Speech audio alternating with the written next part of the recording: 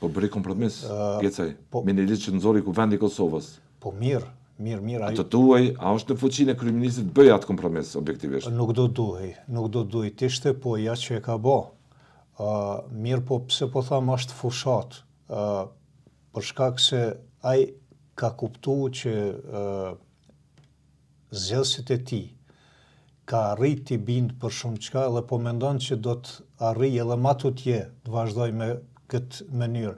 Nuk ka për të rëndësi se a ka bën një kompromis dëmshëm apo dobishëm.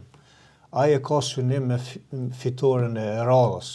Kjo është për të më rëndësi. Si mund të cilë vota kjo?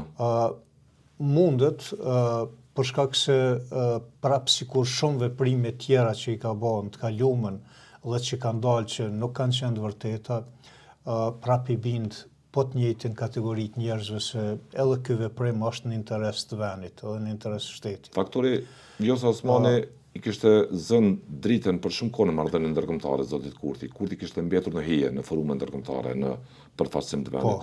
Duket që Kurti me këtë hap, me këtë kompromis po synon ta zëvendësoj zonën Osmani duke i thënë komunitetit ndërkombëtar se ajo është adresa që vendos për Kosovën. Kjo është një mesazh. Po. Kjo është një mesazh, po Kurti e ka hallin më të madh mrena për mrena. Pse?